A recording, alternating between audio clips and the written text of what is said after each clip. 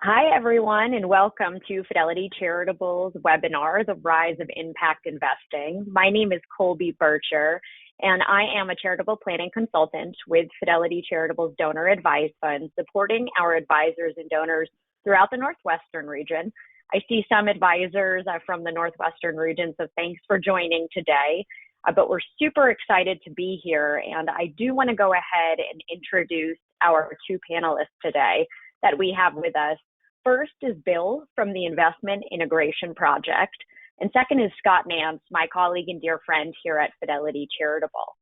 I want to go ahead and give a little bit of background on our speakers today. So Bill is the president and CEO of the Investment Integration Project, which is basically a consulting and applied research firm that helps investors really navigate the complexities of the 21st century. Bill actually did co-found that back in 2015. He's really been at the forefront of the ESG and impact investing space for the past 2 decades and has advised really a wide range of clients, including private foundations, registered investment advisors, as well as others in the investment space and government agencies. And he actually also funded and co-authored a report called The Fundamentals of Sustainable Investment, which is really a practical guide for financial advisors. So if you haven't seen that yet, I encourage all of you to check it out. Second today with us, we have Scott Nance, who again is my peer at Fidelity Charitable. Scott has been hired to lead our investments and impact investing projects, and he actually joined the group last year in 2021, and we're very excited to have him now. He's actively engaged in the sourcing and evaluation of our ESG offering, as well as our impact investment offering here at Fidelity Charitable. He supports key educational initiatives to help our donors further understand the benefits of value-aligned investing in philanthropy. And prior to joining Fidelity Charitable, Scott was actually with CapShift, which is an impact investing advisory firm. So both of you, on behalf of the audience, thank you very much for being here with us today. Thank you, Colby. And before we get into, great, happy to have you both. And before we get into the meat of today's presentation, I just want to cover 2 quick housekeeping items. First and foremost, a lot of you did submit questions prior to the beginning of today's webinar, so thank you very much for doing that in advance. We will do our very best to get through all of those. And for any questions that do arise throughout the course of the presentation, please feel free to use the chat functionality through the webinar console, and we will look to address those at the end of today's session. And second, this is a continuing education credit webinar. So for those of you that did fill out that information on the registration page, we will go ahead and submit that to the CFP and IWI boards for your credit, which you should see applied in a few days. And if there are any questions on that, you can always reach out to Fidelity Charitable after the fact, and we will be sure to get it taken care of for you. So before I turn it over to Bill and Scott with some questions, to get a lay of the land of the demographic of who we have joining us today, we thought we'd go ahead and kick it off with a couple of polling questions to get the audience going. So the first question that we have up today is, how often do you discuss impact investments with your current client base? So if all of you attending today could go ahead and click a suggestion, that'd be wonderful.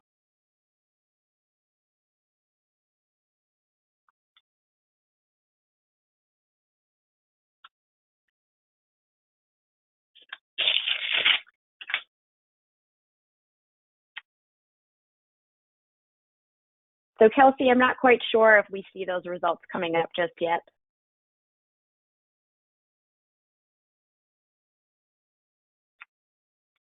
Perfect, we're just waiting on folks to submit. So it looks like the majority of today's audience said that they do occasionally bring this up with clients if they do seem interested in that. So thanks for everyone for sharing. We're going to quickly move on to the second polling question for today. Which of the following best describes your target client segment? Go ahead and select the one that resonates with you most.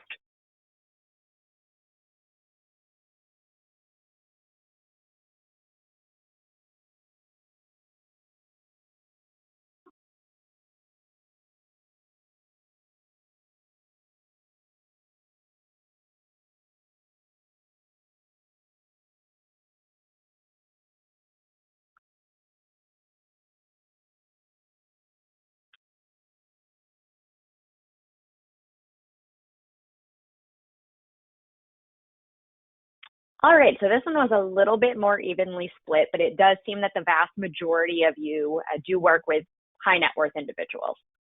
So we'll definitely keep that in mind today as we share some client scenarios. And last but not least, we do have one last polling question. Does your firm have any sustainable or ESG offerings internally?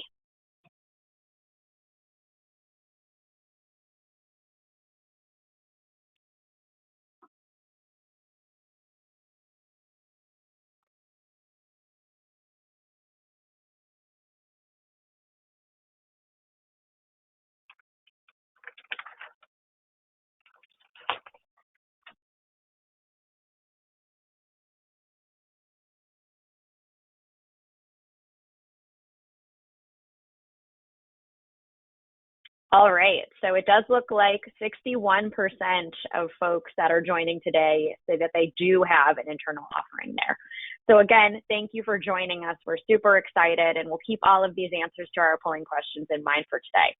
So kicking it off, Scott, I'm going to go ahead and start with you with a question of really what are impact investments, and really how do you define that? Sure. Well, thanks everybody for joining us this afternoon. Again, I'm Scott Nance, Vice President of Impact Investing at Fidelity Charitable. And impact investing is not a single thing, right? So for advisors, for example, that have worked with maybe alternative investments, we think about the term hedge fund, and hedge fund encompasses a lot of different strategies. So I would invite you to think about impact investing as very nuanced, right? It's not just a single thing. And essentially what impact investments have in common, though, is that they're investments made into companies, organizations, or funds with an intention of generating positive social and environmental outcomes in addition to financial returns. So we're adding another layer of expectations on these investments.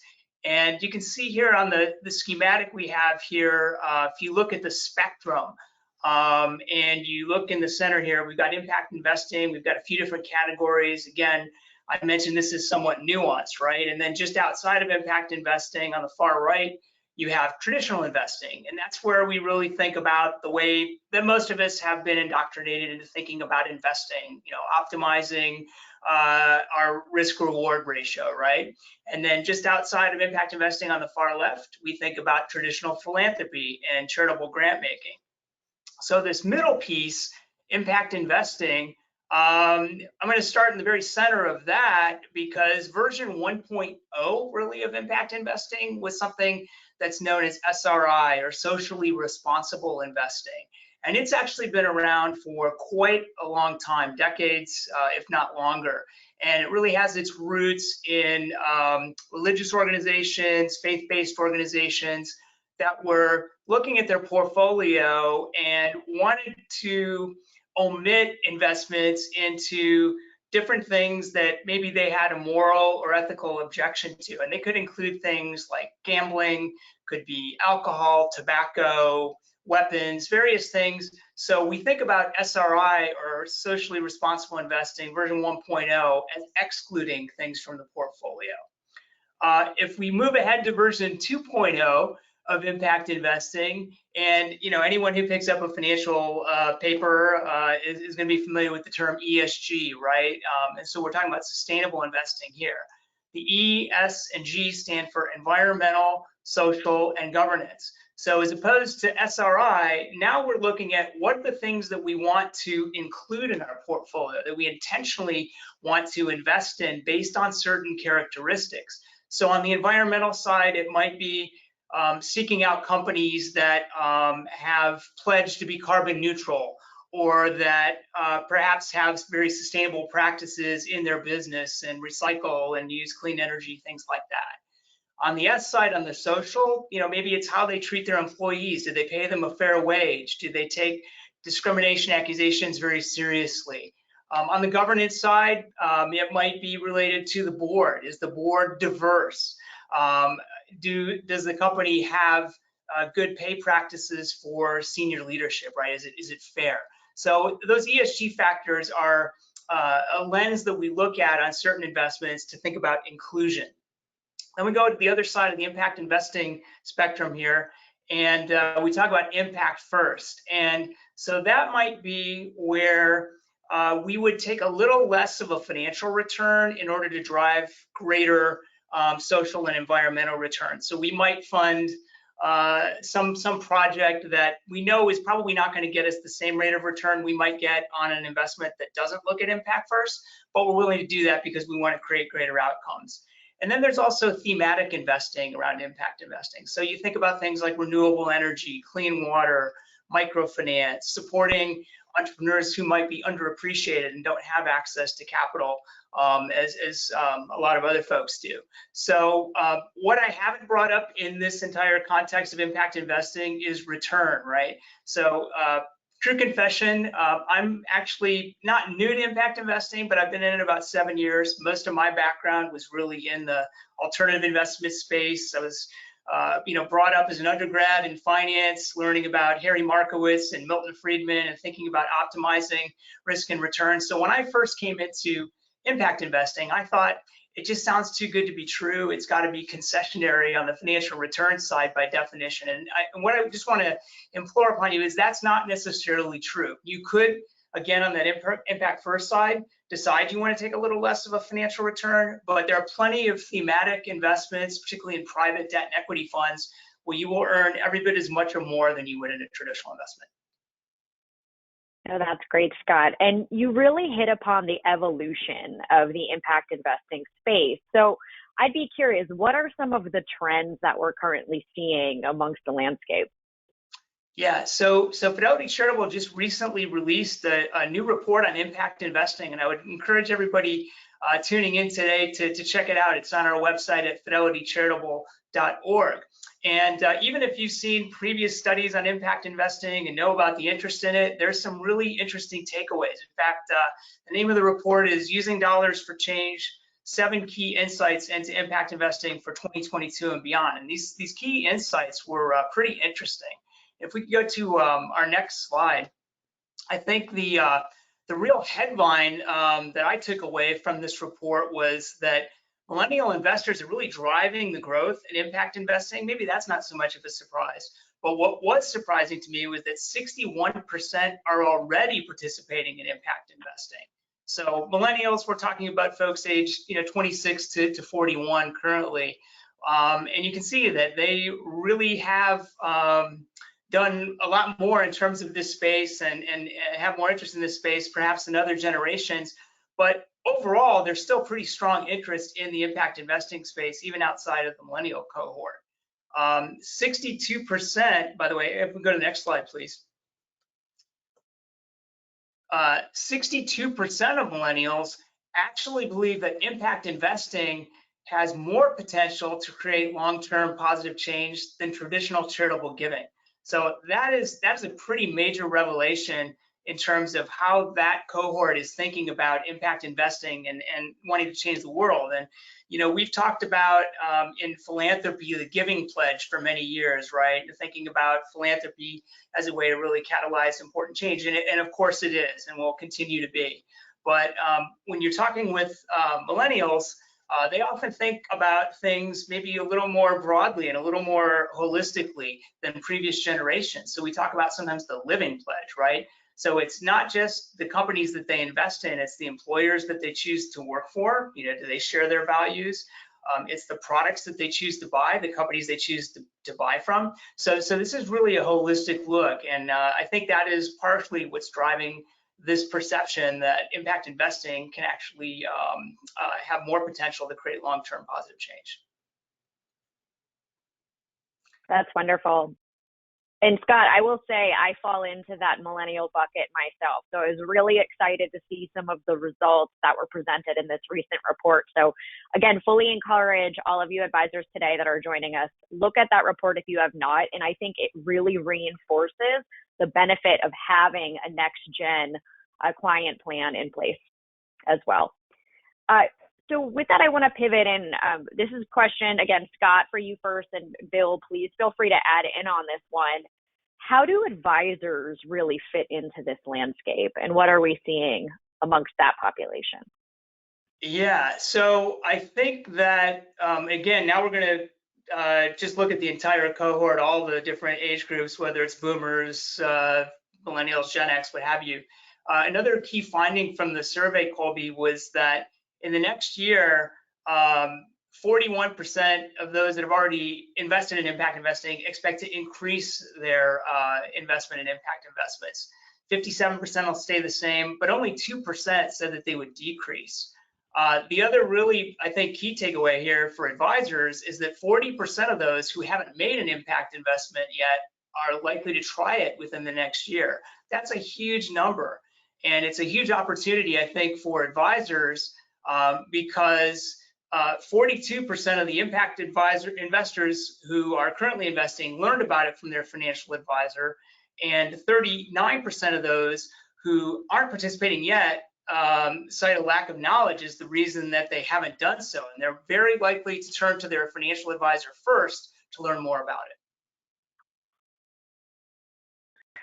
Yeah, and just to, I guess, jump on top of that. So the work that we did really looked at a range of advisor types. So we ended up examining 30 different practices, independents, affiliated, servicing a wide range of clients from retail all the way to institutional, mass affluent, high net worth in the middle. And a lot of the things that we found, I think definitely on the definitional equality, if anybody's struggling right now to kind of hold together all of Scott just said about that spectrum, fundamentally what we're talking about is there are some clients that want to avoid poor performers when it comes to these different impact or ESG characteristics, some that want to emphasize the positive characteristics, and then some that want to actually engage companies to improve their ESG integration and or just make them better companies, take poor performers and make them better. A lot of the questions that we were asking, what we really emphasized was just this idea of fundamentally, this has to be valuable to you as an advisor because it has to fit with client recruitment and retention. It's all about creating those stickier relationships. And I think when, to put the context of what Scott's saying in terms of this increase in demand across the board, across all these demographics, one of the things to keep in mind, and this is one of the statistics we point to, is that essentially that when there is this kind of change in life event, so there's a death, there's an inheritance, there's change in circumstances like a promotion, that many millennials and women in particular, that's what the data that we looked at specifically examined, they will often, 70% of them will go searching for a new advisor. Now, when you think about what Scott was saying in terms of this overwhelming just current demand, but also increasing demand year to year, this really does become this kind of interesting mechanism for creating stickier relationships with a real broad range of clients. And we're seeing that also now, to his point, amongst men and boomers as well, not just women and millennials. And so I think that that's really helpful context to think about, because I think oftentimes this conversation becomes about you should be doing this or whatnot. But the reality is this really is a client recruitment and retention tool. That's wonderful. And Bill, as a follow-up to that, I know that this has become somewhat of a trendy topic, if you will, ESG and impact. I think there would be a lot of common misconceptions out there. Can you speak to some of those misconceptions? And Scott, I'd love to hear your perspective on this after Bill. Yeah, absolutely. Yeah. So that was actually one of the first things that really came through in our work. So essentially three different kind of myths about, impact investing broadly defined that we really zeroed in on. One was the fact that advisors oftentimes will say, well, this is just a fad. And at the end of the day, most investors are not interested. They'll talk about how it potentially hurts financial performance. It's a really common misperception. And that at the end of the day, that these issues don't really affect investors and that investors can't really affect these issues. And all of the data, all of the big meta studies are essentially turning all of this on its head. So in terms of this idea that, impact investing really is good for business and it's growing, any of the different surveys or analysis that are coming out, whether from a lot of the leading industry bodies and or firms like Fidelity Charitable and others, really point to this overwhelming, in some cases, it's, 1 in 3 assets under management are aligned with this, that essentially anywhere from 30 to 40% of your book of business is aligned here. And you know, every advisor is different in terms of what they're experiencing in a very practical way in terms of their book. But it does go back to the fact that there are these different segments of your customer base or client base that really do overwhelmingly want this, and that all the trend analysis basically shows to growth. Growth across all the different demographic groups, but also growth more generally across the industry. The pandemic in particular really accelerated the flow of funds into impact and sustainable investment funds. And generally, you know, it speaks to then the other, one of the other myths around the idea that impact investment actually can enhance financial performance. And this really gets into this idea that that these kind of impact-focused companies, these sustainable companies, are really actually better at managing risk and have less, you know, essentially systemic volatility than their conventional peers. That essentially that these factors really do contribute to the value of companies. So some of the statistics are coming out, and you can point to things like the Sustainable Accounting Standards Board standards. So this is kind of the accounting profession getting in on this and really starting to map all of these different environmental, social governance factors that essentially constitute impact that across all of the different industries that compose the U.S. economy. And what they're finding is that, you know, across all of these, that these factors, these intangible factors, really are becoming increasing drivers of value. So with a lot of these statistics, and some of them come out of something called Ocean Tomo, they basically point to the fact that go back just even 30 years ago, the value of a publicly held company was 80% in the tangibles, so think company or equipment, warehouse, things like that, and 20% in the intangibles. Well, that ratio has been fundamentally flipped. So 80% of the value of a publicly held company is in those intangibles. And when you think about what are those intangibles, it's where all of these environmental, social governance and factors live. So when you think about just from a driver of material value, that's been completely turned on its head. And then there was just this other kind of common misconception that essentially that environmental and social phenomena affect investors and vice versa, or at least don't. And that has also been proven, flipped on its head. And we can point to things increasingly, whether it's in relation to climate change or some of these big systemic issues.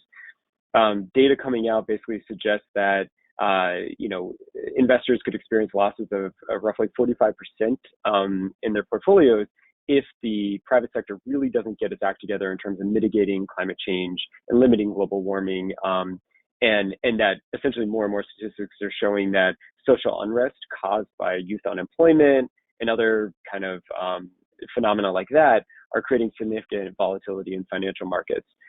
More recently, because of what's been happening, particularly with the conflict in Ukraine, we're seeing some real immediate challenges to a lot of these myths about potential downside performance. But what all of the trend analysis is basically pointing to is that these are more stable investments, particularly in these really volatile markets. So those are at least what we surfaced in our research. And I would just add one thing to that first point that Bill made about I don't know if my clients are really interested in it. There's a statistic that was released last year that 40% of advised clients who are interested in impact investing that feel their advisor can't meet their needs are actively looking for another advisor. It's not theoretical. They're not thinking about it. They're actively looking for another advisor. And Colby, I can tell you, I've had some real life examples where I've had clients, donors come to me and say, hey, I really need to find a new financial advisor. I want to make some impact investments, but where I'm at now, it's not possible. Yeah, no, absolutely, Scott, and I can also attest to that. I'd be curious, Bill, you sort of alluded to this, but not all clients are created equal. And I was wondering if you could just spend some time talking about really the spectrum of client motivations behind this. Yeah, absolutely. And this is particularly critical, I think, for advisors, this dimension around motivations, because fundamentally you have two different, prompts here. So some of the clients that you're going to encounter really are performance motivated. So they're really viewing this from the lens of value creation. So these are those folks that, when I mentioned all the statistics around the material value of these environmental, social, governance factors, they've really saw that, they've absorbed it, and they're essentially, they're looking to steer clear of companies that might face these kind of distracting or costly gender discrimination legal battles or sexual harassment lawsuits, or those that might perpetuate dangerous working conditions in developing countries. And that they also fundamentally believe that alternative energy sources like wind and solar are going to ultimately replace non-renewable energy sources, and they essentially present this really attractive long-term investment opportunity. Then you have the folks that are kind of leading with the heart. So these are the real values type motivated investors. And so they essentially just want to see this kind of more positive, sustainable world, and they want to make sure that their investments are aligning with that vision. And so they might be inspired, a couple years ago by the #MeToo movement and other kind of sexual misconduct situations in businesses, and creating safe workplaces for women. And they might also want to see their kind of religious beliefs reflected in line with their investments. And so you fundamentally have these kind of two motivations, or you have some kind of mixture of the two, right? But the reality is it's really important to kind of understand that, because it's going to have massive implications then for how you begin to actually conduct a discovery, or essentially go through the process of really meeting that client demand and understanding the kinds of quality of information and types of information that are ultimately going to make that client really understand the value being generated here, and ultimately then speak back to, yet again, the client recruitment and retention aspect, because this is all about creating that stickier relationship, and really understanding that motivation is super important. No, that's great. And I think with current events that are happening in the world, have you sort of seen those motivations change over time, or has it been pretty consistent? Oh, 100%. I think what's happening every time a big kind of catalytic moment happens. And so if you go back just a few years ago, how, when this whole industry was started, right, it was started by more faith-based organizations. You go way back in time, it was the Mormons, and then it cascades up throughout the decades. You had environmental activism in there in the kind of, 60s, 70s. You had social activism really taking hold. You get into the 90s, and it was all about kind of, the European sensibilities around collaboration. That's where you get sustainable development. And then you get into the kind of 2000s, where that more of that materiality dimension comes into it. All along the way, you are getting these kinds of pops of, whether it's more social kind of development, today with kind of more geopolitical conflicts, that fundamentally, every time one of those things happens, it starts to change how the clients are thinking about it and to what extent they want it emphasized. It's the same thing where, you think about like just the proliferation of electric vehicles, and that becomes, just if somebody drives a Tesla, right there, okay, we've got a door open, right? Or it could be something more dramatic where it's scandal related, like Facebook or Volkswagen, things like that, where all of a sudden it prompts a new kind of thinking and a new level of emphasis by clients. Oh, that's wonderful. Super interesting. And Scott, I was hoping that you guys could actually share some tips and advice and thoughts on how advisors could really uncover some of these motivations with their clients and how they can really drill down on some of the strategies. Sure. I think, it's sort of a normal course of business for advisors to think about sitting down with their clients and talking about their financial goals and and going through the financial planning process. And then you do a periodic review against various benchmarks and so on. This really opens up a much bigger conversation with clients. And what I've seen in practice, and I think you too, Colby, have seen this in practice, is that the advisors that embrace this and have these values-based conversations with their clients around what's important to them, often find that when they go to do the reviews with the clients are like, yeah, that's great. I'm glad we're on track on the financial side. Now I can't wait to talk about the more, the stuff that really touches my values and that I want to think about expressing in my portfolio, right? That's not uncommon to see that. So I think it's really, the advisor's challenge to have those values-based conversations, learn what different things are important to their clients. We have what we call the UN SDGs, or the Sustainable Development Goals. There are 17 of those. So if you Google Sustainable Development Goals, you'll see there are things like no poverty, life underwater, education for all. There's all these different goals, and so you can start that process by talking to your client about, what are the things that are important to them, like if they're just looking at these SDGs, right? And then going back and seeing, what does your firm offer? What does your firm offer in terms of products or investments that would match up with that donor's interest or that client's interest? And then, put that into the strategic portfolio and grant making decision. No, that's wonderful. And Scott, I do have a case that comes to mind that you and I both had the privilege of working on together. And that really came about through a registered investment advisor out of California that had a family. They had an interest in opening up a donor advised fund, really to honor the legacy of the matriarch of the family. And what was really interesting about this case was that a few of the family members have bubbled up, really and voiced how important impact investing was to them, but they had no clue on really where to start and how to broach the conversation. So this advisor came to us at Fidelity Charitable looking for some guidance on the topic, and we were able to engage a great group called CapShift as well in the conversation and really help them map out a philanthropic plan, not only on how to deploy the donor advised fund assets, but to really how to start thinking creatively about what some of those ESG causes were that were near and dear to their hearts. And this was across multi-generation as well, which always brings up some interesting topics. You have values amongst different family members that maybe don't always necessarily align. So really working with the family to best sort of construe their plan forward was very important there. And Scott, I know you played an integral part. So if there's any details that I missed that you'd like to share on that, please feel free to do so.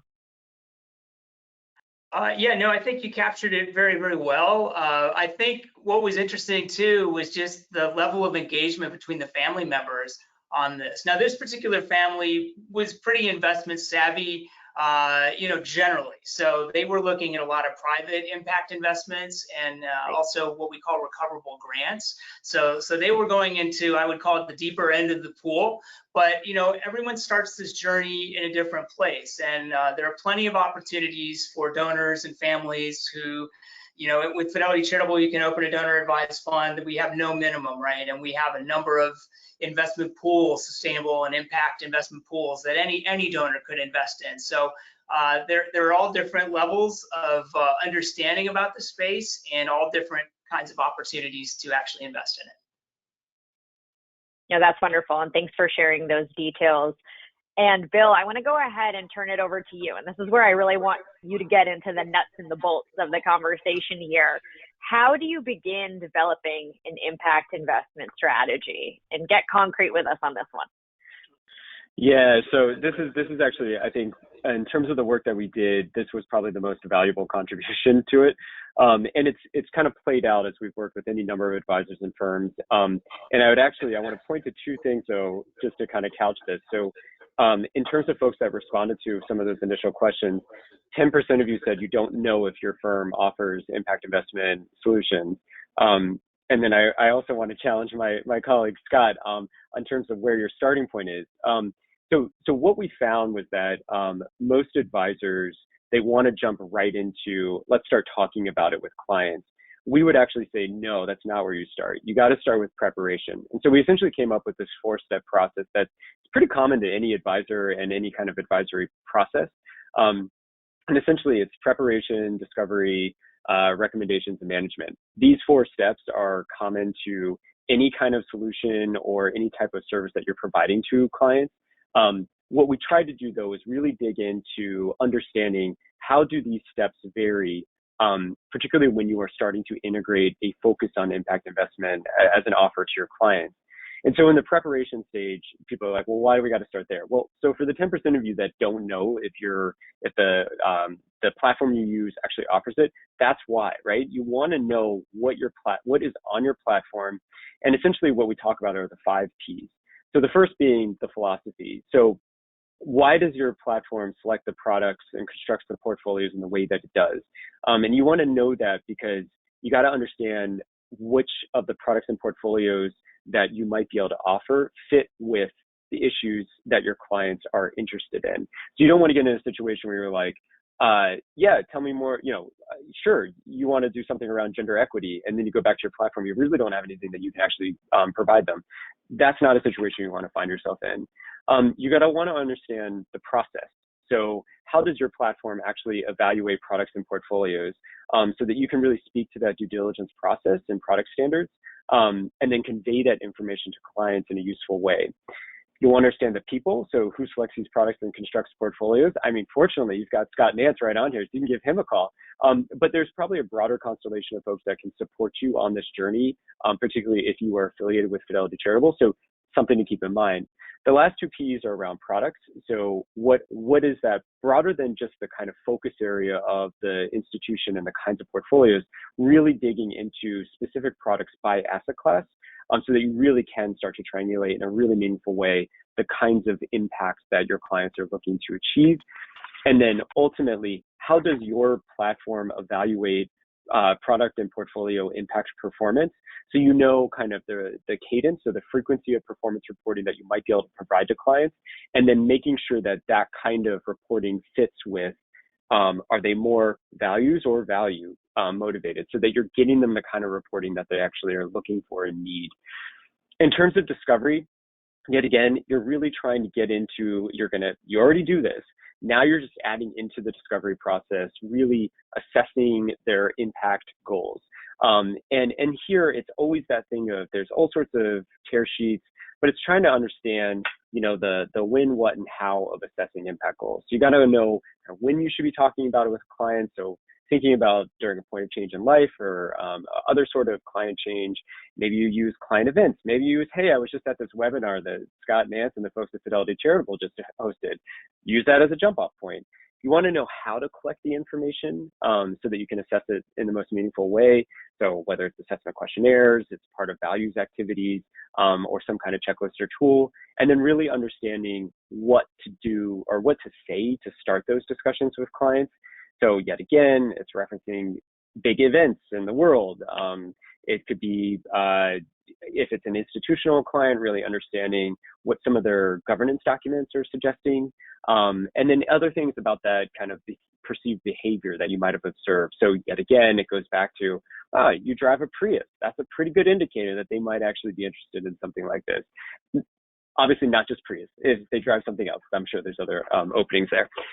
Then you get into recommend. And then this is that, so if you've already gone through preparation, you've gone through discovery, now you're trying to construct and manage client expectations around how and how much you can actually reflect the impact goals that they want in their investments. And then ultimately, the big thing here is you're trying to triangulate across product availability, portfolio diversification, and then really managing that expectations around their ability to change the world.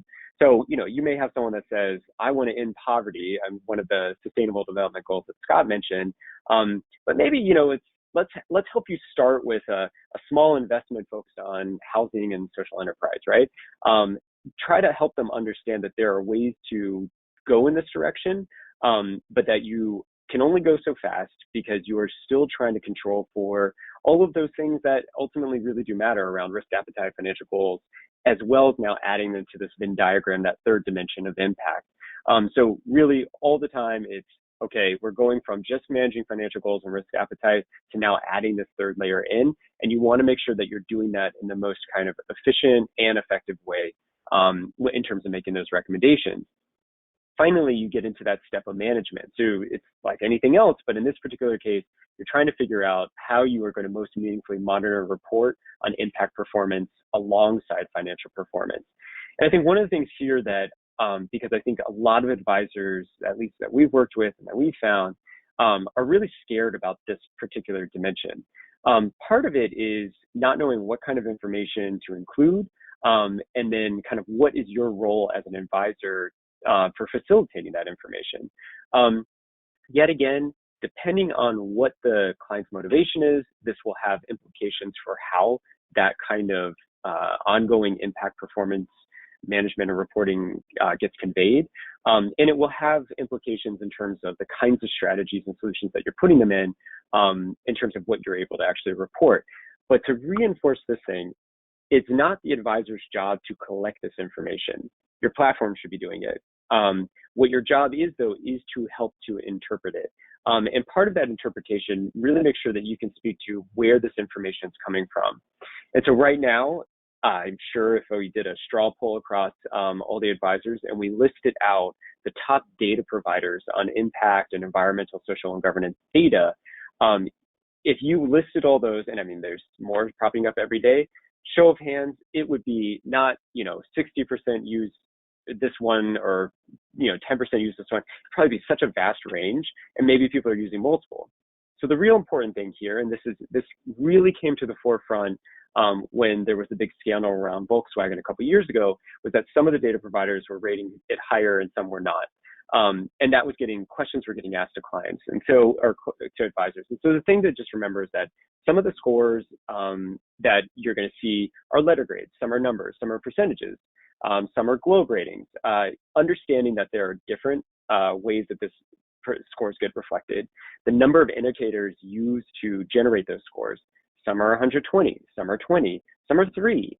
So kind of understanding that variation, understanding the data sources. So are these things self-disclosed? Are they third-party verified? Are they publicly available? And then understanding that unit of analysis. So one of these scores might score companies based on ESG type characteristics, and another might be on not just the companies but on the products, and some might be fund level. And so kind of understanding that variation so that when you are asked a question from a client, you can interpret it meaningfully and not be caught kind of flat-footed. And so that ultimately, when you step back, yet again, preparing, discovery, recommendations, management. You know these 4 steps, you know them well. Now you're just bringing in this third dimension that hopefully will ultimately create stickier, better value for your clients. That's wonderful, Bill, and thanks so much. And apologies there. I think you're having a little bit of video issue, but we're glad to still have you on the audio component.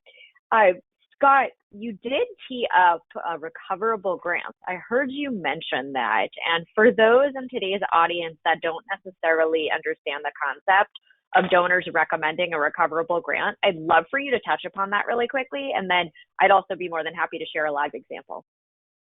Sure.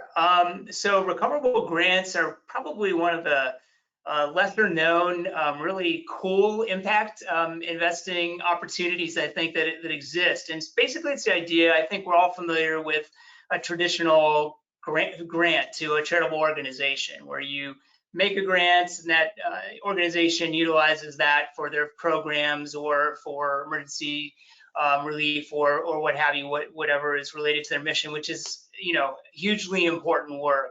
Last year, Fidelity Charitable, we granted out more than $10 billion to nonprofit organizations. So this is really key to what we do. But a recoverable grant is what it sounds like. It's a grant that one can make to a nonprofit organization that maybe has a funding gap. They need some bridge funding to either develop a program, or perhaps they know they're going to be receiving some revenue, perhaps from a government entity or some other source later on, but they really need some funding like more immediately, like for maybe anything from a year to a 5-year period. So a recoverable grant is a way for a donor to make a grant to that nonprofit organization, along with basically an agreement that says it's my hope and expectation that I will be repaid this grant when you're able to do that, right? And so it could be just a strict repayment of the same amount of the grant that went out. It could be a lesser amount, or it could be the amount of the grant plus maybe a little bit of earned income on top of it, right? So it's just a really flexible tool that we found a lot of donors are really interested in utilizing. Oh, that's wonderful. And I can definitely attest to that. Covering the Northwestern region, we have a lot of very sophisticated philanthropists, old and young here, that like to use that creative strategy. And a case that comes to mind is really with a family out of the Portland, Oregon area. And this came up during COVID year, where they had very close ties to a local community center and felt very strongly about helping the community center expand. So there was a piece of property that came up for sale directly next to the community center, and they had actually applied to the state of Oregon for a grant to help build and expand upon the building. Unfortunately, the state could no longer provide that grant due to COVID. So these donors saw it as a wonderful opportunity to perhaps help prepay for the land through their donor advice fund using a recoverable grant recommendation. So that was a really great way for them to deploy philanthropic capital to an organization that perhaps they wouldn't in a current year otherwise, and then in hopes of getting the money back to their donor advice fund. And this was a very unique scenario where the state actually came back to the community center a year later and said, hey, we now have your grant funds available. So what they did instead was they actually rerouted that back to these donors' donor advice fund accounts. So they already have that philanthropic capital ready to serve another purpose at this point in time. So I thought that was a really neat live example there. But Scott, as we think through impact investing and donor advice funds, is there anything else to keep in mind when leveraging a donor advice fund for impact investing purposes? Sure. Yeah. I mean, and by the way, I want to maybe back up just a little bit. I'm assuming probably most of the advisors know what a donor advice fund, maybe have one themselves or utilize it for their clients. But in essence, a donor advice fund is like a charitable investment account that can grow and allows donors to recommend grants now or over time. So the way we sort of boil this down would be the 3 G's of give, grow, and grant. A donor can make an irrevocable donation to establish a donor advice fund. They could use cash, they could use appreciated assets, there's complex assets that they could contribute, potentially real estate, cryptocurrency, et cetera, to establish this donor advice fund and get an immediate tax deduction. Then we go to the grow part of the equation, and the donor could potentially grow that balance while those funds are waiting to be granted out. So what we see in practice, and Colby, I know you've worked with a number of folks that maybe have had liquidity events. Maybe it's an entrepreneur who's had an IPO and then they wanted to establish a donor advice fund to facilitate their charitable giving, but they don't want to necessarily give away all the funds right away, right? So they can grow that corpus by investing in a number of different things. So at Fidelity Charitable, for example, we have 27 different pools that generally have mutual funds or ETFs underlying those pools, right? 5 of those happen to be sustainable and impact pools. There are other options for certain donors as well of a certain account size. They could make investments into private debt and equity impact investments. In addition to the pools, and they could also potentially make recoverable grants, recommend recoverable grants, as we just talked about. And then ultimately, of course, the 3rd G here, the granting, is what our purpose is to support charities across the country, across the globe. Oh, that's wonderful, Scott. Thanks again for adding that additional context. So given the time on things, I want to go ahead and turn it over to the audience for some questions that were submitted before today's webinar, as well as live during the webinar now. So the first question I'll go ahead and ask, and Scott, feel free to jump in as well as Bill, is what variables can be used to evaluate values analytically? Bill, I think it's a better question for you probably. Yeah, so depending on the strategy, right? So you're looking, so you could be looking at carbon emissions, pollution, waste disposal, political contributions, discrimination, diversity, human rights. I mean, there's all sorts of different types of indicators and characteristics that now filter into a lot of how quantitatively, and depending on how much these characteristics are weighted, that ultimately then spit out the kind of understanding of a score or a rating in terms of alignment with ESG or ESG data.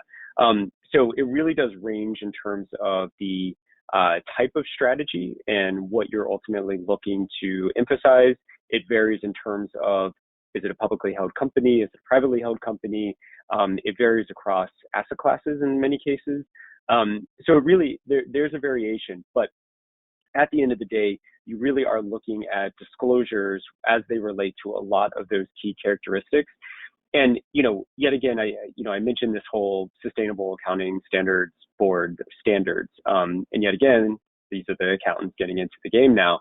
And they're, when they think about so something like environmental capital, so GHG emissions or energy management, fuel management. When you think of things like social capital, they're looking at access and affordability, customer welfare, fair disclosure and labeling. Human capital, they're looking for employee health and safety and well-being, diversity and inclusion. All of these characteristics are then, you ultimately then weight them in terms of their value. And that's what ultimately then rolls up to give you the kind of ESG assessment score understanding that can then be modeled out quantitatively. Perfect. No, thank you for that detailed answer. Another question that we had come in is, have values and sentiments towards impact investing changed since COVID-19? And I'll go ahead and answer that one. I've seen donors be more creative than ever with their philanthropic assets. And another recoverable grant scenario that comes to mind is a donor who actually worked to make a recoverable grant to a hospital in New York City for the pre-purchase of hotel rooms for doctors that were coming in from out of state to really help with the COVID pandemic. And that's just one live example. Scott or Bill, any sort of other ideas around how sentiments have changed since COVID? I'll support it with data. So if we look at the sustainable and impact investments that we have at Fidelity Charitable, they grew from 1.8 billion to 3 billion from 2020 to 2021.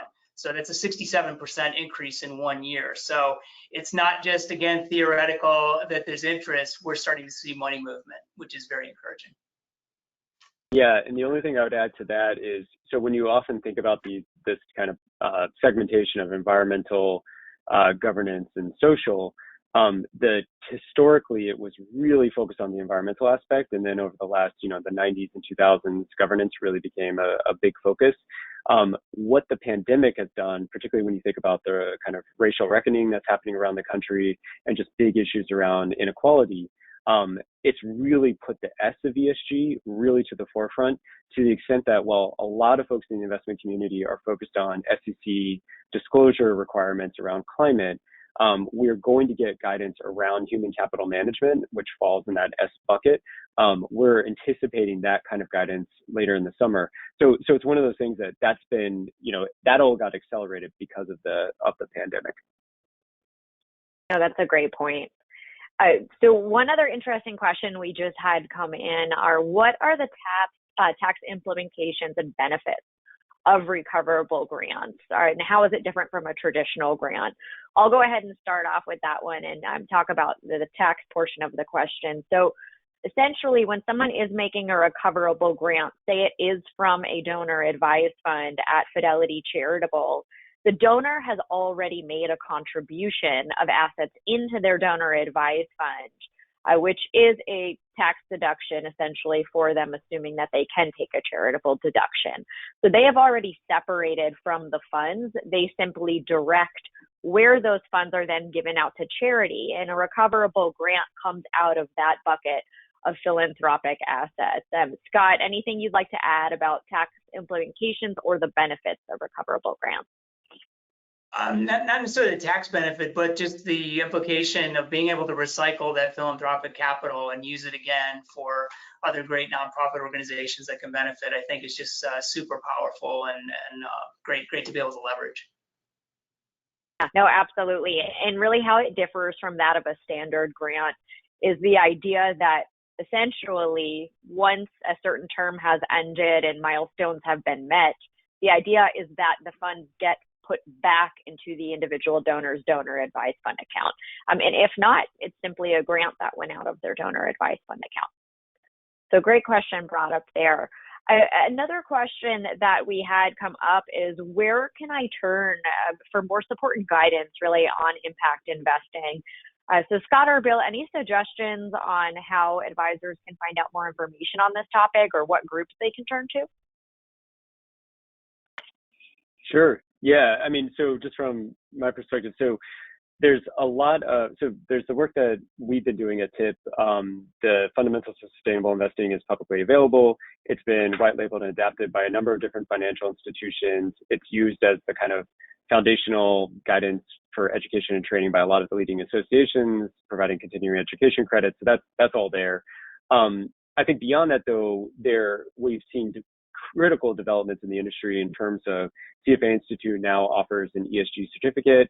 And there's a number of those kinds of opportunities that are more widely available than ever before. And they're being provided by not necessarily the self-described impact and sustainable and those types of groups. They're being provided by a lot more of the mainstream kind of, looks, smells, and tastes like what we're all familiar with in terms of education and training. So I would check out our resources, check out though what's happening across the industry, and I think you'd be pretty impressed by the kind of raft of choices available to you now. And I would just add, there are a lot of really great impact investing organizations and groups that also have a considerable amount of content. So USSIF, USSIF, there's Tonic, TONIIC, which is an organization primarily high net worth individuals that are connected to impact investing. Obviously, our website at fidelitycharitable.org, we have some great resources, including the survey that we just mentioned. So I think there's a lot of great opportunities for advisors and their clients to learn more about the space. No, thank you both. That's wonderful. And I will just sort of add in another plug and play for Fidelity Charitable. My peers around the country are also willing and able to do a continuing education presentation specifically for a firm. So if you had peers that could not make it for today's presentation, please know that that is always an option there as well. And so one of the other things I just wanted to quickly address, we were getting a lot of questions about Fidelity Charitable's offering and what is available for ESG and what are the specific funds that one can use within their donor advised fund. Scott, I don't know if you briefly just want to touch upon investment options and how you maybe see that expanding over the next couple of years. Sure. So I mentioned that we have, across Fidelity Charitable's donor advised fund, we have 27 different investment pools. 5 of those would align with sustainable and ESG investing. And so currently 4 of those are index-based around ESG and equities and fixed income.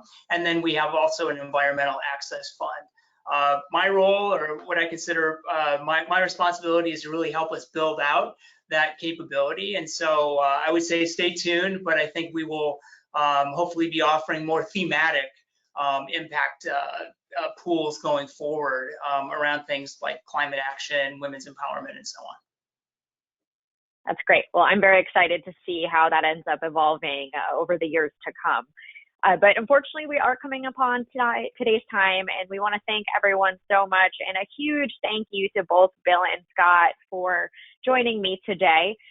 For everyone on today's call, you will receive a follow-up email including the content from today's presentation. And in addition to that, you will also get a survey. You could go ahead and fill that out. Please include any and all feedback that you have for us today. We're very excited to be here. And again, hopefully look forward to speaking with all of you again soon. Bill and Scott, thank you both so much. Thanks. Thank you, Colby. Take care, everyone. We hope to see you again soon.